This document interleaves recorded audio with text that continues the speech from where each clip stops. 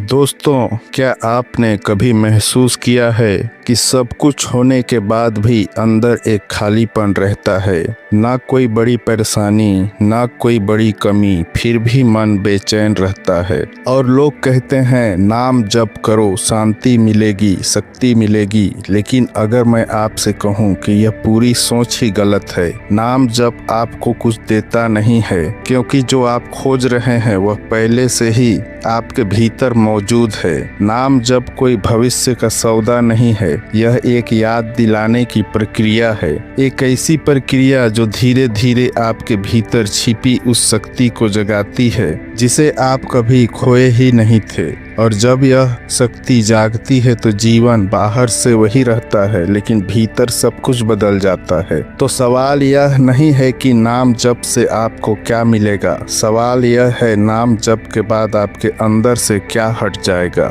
आज की इस कहानी में आप जानेंगे वह सत्य जो 90% लोग कभी समझ ही नहीं पाते। नमस्कार दोस्तों, चैनल पर आपका दिल से स्वागत है। दोस्तों, अगर आप भी रोज भगवान का नाम जपते हो तो यह शक्तियाँ आपको पहले ही मिल चुकी हैं। यह वाक्य सुनने में साधारण लगता है, लेकिन इसके भीतर एक ऐसा सत्य छिपा है जिसे समझ लेने के बाद साधक की पूरी दृष्टि बदल जाती है। अधिकतर लोग यह मानते हैं कि नाम जप करने से कुछ भविष्य में मिलेगा, शांति मिलेगी, शक्ति मिलेगी, सुरक्षा मिलेगी या कोई दिव्य अनुभव होगा। लेकिन यह सोच ही सबसे बड़ा भ्रम है, क्योंकि नाम जप कोई ऐसी प्रक्रिया नहीं है जो तुम्हें भविष्य में कुछ दे। नाम जप वह प्रक्रिया है जो तुम्हें याद दिलाती है कि जो तुम खोज रहे हो वह पहले से ही तुम्हारे भीतर मौजूद है। इसी सत्य को दर्शाती है आज की हमारी यह कहानी।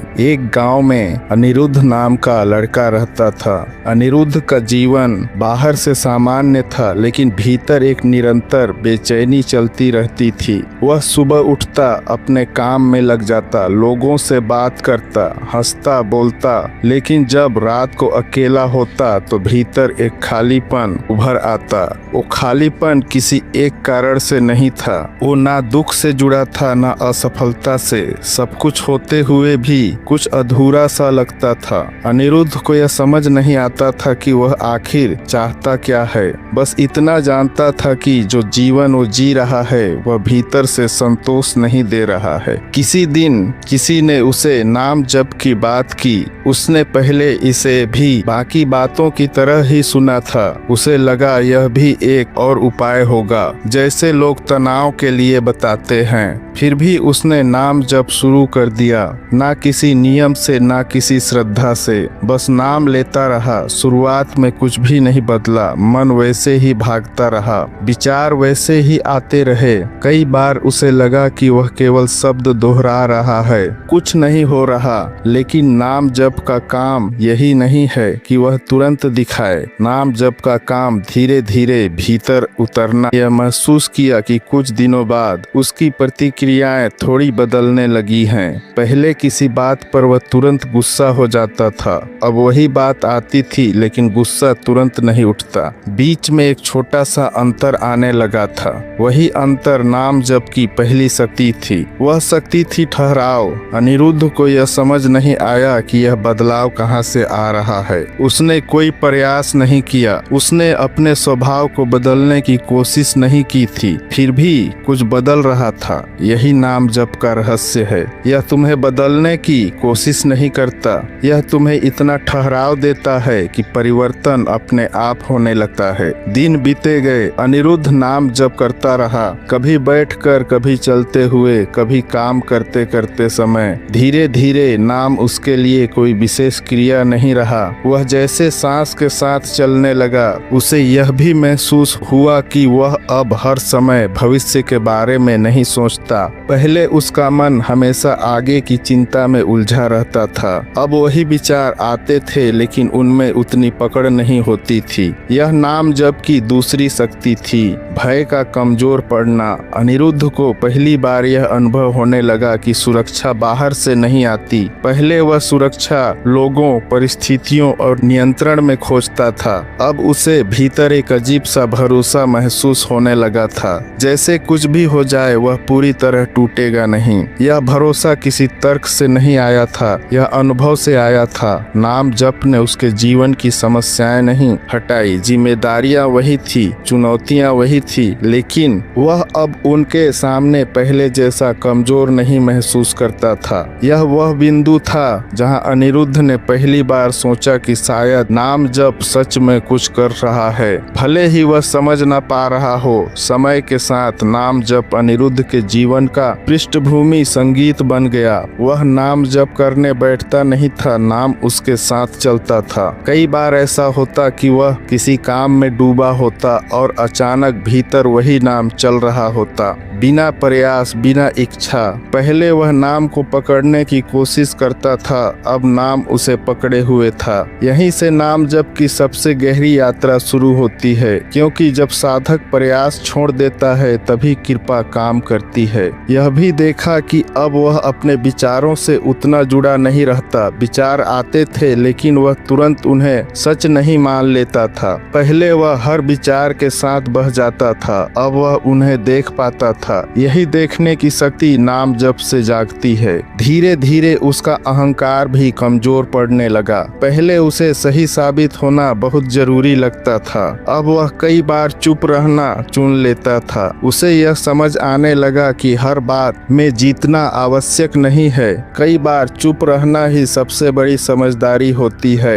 यह बदलाव किसी नैतिक शिक्षा से नहीं आया था, यह नाम जप की आंतरिक शुद्धि से आया था। अनिरुद्ध ने यह भी अनुभव किया कि उसका अकेलापन कम हो गया है। वह अकेला रहता था लेकिन अकेलापन नहीं रहता था, जैसे भीतर कोई मौन उपस्थिति हमेशा साथ हो। यह कोई कल्पना नहीं थी, यह चेतना की संगति थी। नाम जप ने उसे यह अनुभव दिया था कि वह कभी वास्तव में अकेला नहीं था। अब उसे यह स्पष्ट दिखने लगा कि नाम जप से मिलने वाली शक्तियाँ कोई चमत्कारी सिद्धियाँ नहीं है, वे बहुत साधारण लगती हैं लेकिन जीवन बदल देती हैं। जैसे प्रतिक्रिया में कमी, भय में कमी, अपेक्षा में कमी, और जैसे जैसे यह कम होती है वैसे वैसे भीतर की शक्ति अपने आप प्रकट होने लगती है। अनिरुद्ध ने एक दिन अपने भीतर यह स्वीकार किया कि वह नाम जप से कुछ पाने नहीं निकला था, फिर भी बहुत कुछ बदल गया था। नाम जप ने उसे कुछ दिया नहीं था, नाम जप ने उससे कुछ छीना भी नहीं था। नाम जप ने केवल वह भ्रम हटाया था जो उसे उसकी अपनी शक्ति से दूर रखता था।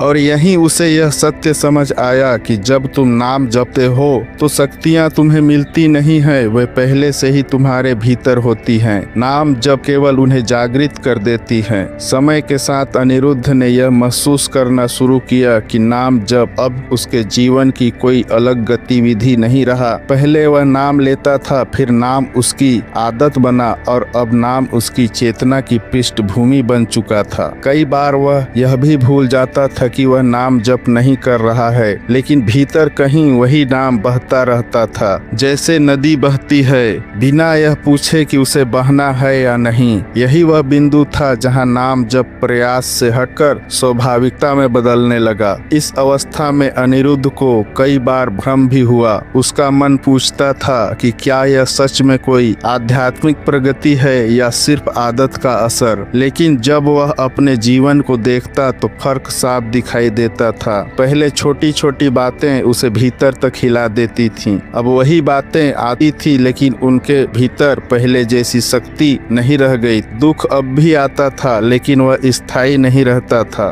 डर उठता था लेकिन वह हावी नहीं होता था। यही नाम जप की वह शक्ति थी जो बाहर से दिखाई नहीं देती लेकिन भीतर सब कुछ बदल देती है। अनिरुद्ध ने यह भी अनुभव किया कि नाम जप ने उसके विचारों को समाप्त नहीं किया। विचार आते थे पहले जैसे ही, लेकिन अब वह विचारों के साथ तुरंत जुड़ नहीं जाता था। पहले हर विचार उसे अपनी सच्चाई लगता था, अब वो विचारों को देख पाता था जैसे कोई राह चलते लोगों को देखता है। है। यह देखने की क्षमता नाम जप से जागी थी और जैसे ही देखने की क्षमता आती है विचार अपनी पकड़ खो देते हैं। धीरे धीरे अनिरुद्ध को यह समझ आने लगा कि नाम जप का उद्देश्य मन को शांत करना नहीं है, मन को शांत करने की कोशिश भी मन की ही एक चाल है। नाम जप का उद्देश्य है पहचान को बदलना।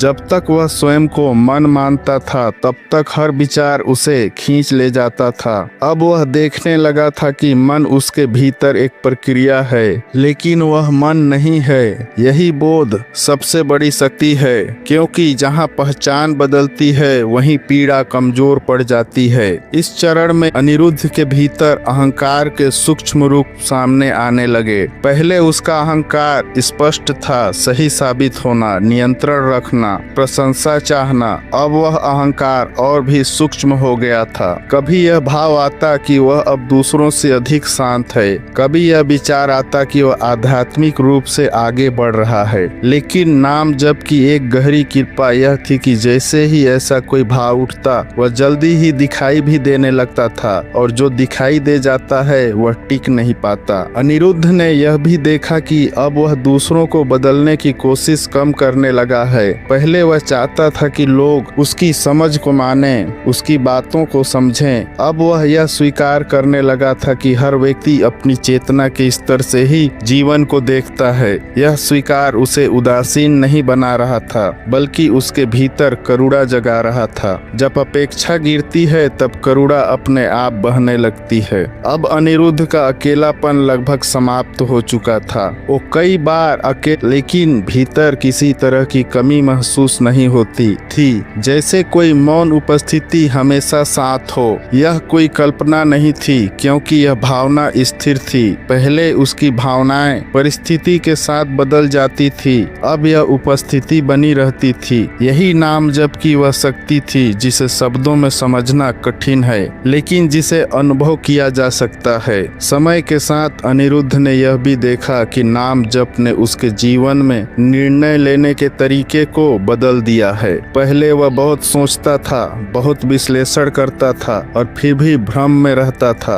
अब वह देखता था कि जब मन शांत होता है तब निर्णय अपने आप स्पष्ट हो जाते हैं। उसे यह समझ आने लगा कि स्पष्टता विचारों की अधिकता से नहीं बल्कि मौन से आती है, और यह मौन नाम जप से भीतर उतरता है। कई बार अनिरुद्ध को यह भी लगता था कि क्या वह जीवन से दूर होता जा रहा है, लेकिन जब वह ईमानदारी से देखता तो पाता कि वह जीवन से दूर नहीं हुआ है बल्कि जीवन की ओर और करीब आ गया है। वह अब हर अनुभव को पूरी तरह से जी रहा, बिना अपने भीतर संघर्ष किए। सुख आता था तो वह उसे पकड़े नहीं रहता था, दुख आता था तो वह उससे भागता नहीं था। यही संतुलन नाम जप की एक और शक्ति थी। अनिरुद्ध ने एक गहरे क्षण में यह भी अनुभव किया कि नाम जप ने उसे कोई नई शक्ति नहीं दी है। नाम जप ने उससे उसका डर छीना नहीं है बल्कि डर को देखने की क्षमता दी है। नाम जप ने उससे दुख हटाया नहीं बल्कि दुख के साथ रहने की शक्ति दी है, और यही असली शक्ति है, क्योंकि जो व्यक्ति दुख के साथ भी शांत रह सकता है उसे कोई तोड़ नहीं सकता। अब उसके भीतर यह विश्वास पूरी तरह बैठ चुका था कि वह जिस शक्ति को खोज रहा था वह बाहर नहीं है, वह शक्ति पहले से ही उसके भीतर थी। नाम जप ने केवल उसके ऊपर जमी परतों को हटाया था। जैसे दर्पण पर जमी धूल साफ होती है और प्रतिबिंब अपने आप दिखने लगता है। दर्पण नया नहीं बनता, केवल साफ होता है। अनिरुद्ध यह नहीं पूछता था कि नाम जप से उसे क्या मिलेगा, वह यह देखता था कि नाम जप से क्या कम हो रहा है, और उसे दिखाई देता था कि भय कम हो रहा है, अपेक्षा खत्म हो रही है, कठोरता कम हो रही है, और जो बच रहा है वही वास्तविक है। यहीं पर उसे यह गहरा सत्य समझ आया कि जब नाम स्वयं जपने लगता है तब साधक पीछे हट जाता है, और जब साधक पीछे हटता है तब शक्ति प्रकट होती है। यही वह अवस्था है जहां यह स्पष्ट हो जाता है कि नाम जप भविष्य का सौदा नहीं, नाम जप वर्तमान की जागृति है। और इसी जागृति में अनिरुद्ध की यात्रा अब अपने अंतिम और सबसे शांत चरण की ओर बढ़ रही थी। अब अनिरुद्ध के जीवन में नाम जप किसी साधना की तरह नहीं बचा था, वह कोई विशेष समय निकालकर नाम लेने की कोशिश नहीं करता था, क्योंकि नाम अब समय का मोहताज नहीं था। वह जागते हुए भी था और सोते हुए भी। कभी वह किसी से बात कर रहा होता और भीतर वही स्मरण हो रहा होता, कभी वह अकेला बैठा होता और भीतर वही शांति उपस्थित रहती। अब उसे यह फर्क ही नहीं पड़ता था कि वह नाम ले रहा है या नहीं, क्योंकि नाम उसकी चेतना का स्वभाव बन चुका था। इस अवस्था में अनिरुद्ध ने यह देखा कि जीवन पहले जैसा ही चल रहा है। वही काम, वही लोग, वही जिम्मेदारियां। बाहर से कुछ भी असाधारण नहीं बदला था, लेकिन भीतर जो बदला था वही सबसे बड़ा परिवर्तन था। पहले जीवन उसे उठाकर इधर उधर फेंक देता था, अब जीवन आता जाता था और वह स्थिर रहता। यही नाम जप की सबसे बड़ी शक्ति है। परिस्थितियां तुम्हें नियंत्रित करना बंद कर देती हैं। अब अनिरुद्ध को यह स्पष्ट दिखने लगा था कि वह अपने विचारों, भावनाओं और प्रतिक्रियाओं का मालिक नहीं है, बल्कि उनका साक्षी है। पहले वह किसी विचार को आते ही अपना मान लेता था, अब विचार आता था, ठहरता था और चला जाता था। पहले किसी भावना के उठते ही वह उसमें डूब जाता था, अब भावना उठती है, महसूस होती थी और शांत हो जाती थी। यही साक्षी भाव नाम जप की परिपक्व अवस्था है। कई बार लोग यह पूछते हैं कि क्या नाम जप करने से दुख पूरी तरह समाप्त हो जाता है। अनिरुद्ध के अनुभव से उत्तर स्पष्ट था, दुख समाप्त नहीं होता, लेकिन दुख का बोझ समाप्त हो जाता है। पहले दुख उसे परिभाषित करता था, अब दुख एक अनुभव था, पहचान नहीं। यही अंतर साधारण मनुष्य और जागरूक साधक के बीच होता है। नाम जप ने अनिरुद्ध के भीतर करुणा को गहरा कर दिया था। वह अब लोगों की गलतियों को व्यक्तिगत नहीं लेता। उसे दिखने लगा था कि हर व्यक्ति अपनी समझ, अपनी डर और अपनी सीमाओं के साथ जी रहा है। जहां पहले वह लोगों से अपेक्षा करता था, अब वह उन्हें स्वीकार करता था। यह स्वीकार कमजोरी नहीं, यह समझ की उपज थी और इसी समझ से भीतर शांति स्थिर होने लगी थी। अब अनिरुद्ध के भीतर भविष्य को लेकर कोई विशेष चिंता नहीं बची थी। वह यह नहीं पूछता था कि आगे क्या होगा। उसे यह भरोसा हो चुका था कि जो होगा उसी क्षण संभाला जा सकेगा। यह भरोसा किसी योजना से नहीं आया था, यह नाम जप से पैदा हुई आंतरिक स्थिरता से आया था। जिसने वर्तमान को संभाल लिया उसे भविष्य डराता नहीं। धीरे धीरे अनिरुद्ध ने यह भी देखा कि नाम जप ने उसके भीतर से जल्दी को हटा दिया है। पहले वह हर चीज जल्दी चाहता था, समाधान, शांति, सफलता। अब वह चीजों को अपने समय पर घटने देता था। यह धैर्य किसी अनुशासन से नहीं आया था, यह भीतर की पूर्णता से आया था। जब भीतर कुछ अधूरा नहीं लगता तब बाहर जल्दी नहीं रहती। एक गहरे क्षण में अनिरुद्ध ने यह अनुभव किया कि नाम जप ने उसे सिर्फ ईश्वर तक नहीं पहुंचाया, नाम जप ने उसे स्वयं तक पहुंचा दिया। और जब व्यक्ति स्वयं तक पहुंच जाता है तब ईश्वर कोई दूर की वस्तु नहीं रहता, वह हर सांस, हर मौन और हर क्षण में उपस्थित महसूस होता है। अब अनिरुद्ध को यह भी स्पष्ट समझ आ गया था कि नाम जप का लक्ष्य कोई सिद्धि नहीं है, नाम जप का लक्ष्य स्वाभाविक होना। जैसा तुम हो वैसे ही शांत रह पाना, बिना दिखावे के, बिना संघर्ष के। और यही स्वाभाविकता सबसे बड़ी शक्ति है, क्योंकि जो व्यक्ति स्वाभाविक है वह भीतर से स्वतंत्र है। उसने यह भी देखा कि अब किसी विशेष अनुभव की प्रतीक्षा नहीं करता। पहले वह सोचता था कि एक दिन कुछ बड़ा घटेगा, अब उसे समझ आ गया था कि जो घटना था वह घट चुका है। वह घटा था अहंकार के ढीले पड़ने के रूप में, भय के कम होने के रूप में और शांति के स्थिर होने के रूप में। इससे बड़ा कोई चमत्कार नहीं होता। अनिरुद्ध ने अंततः यह स्वीकार कर लिया कि नाम जप ने उसे कुछ दिया नहीं है, नाम जप ने उससे कुछ छीना भी नहीं है। नाम जप ने केवल उसे वह लौटा दिया जो वह हमेशा से था लेकिन भूल गया था। यही नाम जप का अंतिम रहस्य है। जब तुम नाम जपते हो तो शक्तियाँ तुम्हें मिलती नहीं हैं, वह पहले से ही तुम्हारे भीतर होती हैं। नाम जप केवल उन्हें पहचान में ले आता है और जब वह पहचान स्थिर हो जाती है तब जीवन बाहर से वही रहता है लेकिन भीतर से पूरी तरह बदल जाता है। यहीं यह कथा पूर्ण होती है और यहीं से उस व्यक्ति की यात्रा शुरू होती है जो अब साधक नहीं बल्कि जागरूक जीवन जीने वाला इंसान है। दोस्तों, दोस्तों, इस संदेश ने आपको अपने जीवन, अपने रिश्ते या अपने विचार को नए दृष्टिकोण से देखने में मदद की हो तो कृपया सबसे पहले हमारे चैनल अदृश्य ज्ञान को सब्सक्राइब करके बेल आइकन को जरूर दबाएं। इसके बाद इस वीडियो को लाइक करें, अपने प्रियजनों और दोस्तों के साथ शेयर करें और नीचे कमेंट करके हमें जरूर बताएं कि इस वीडियो ने आपके भीतर क्या स्पर्श किया। आपका समर्थन हमें ऐसे ही गहरे सत्य और आत्मा को छूने वाले आध्यात्मिक संदेश लाने की प्रेरणा देते हैं। दोस्तों, मैं अब मिलूंगा आपसे अगले वीडियो में एक प्रेरणादायक और दिव्य संदेश के साथ। तब तक के लिए दीजिए इजाजत। धन्यवाद।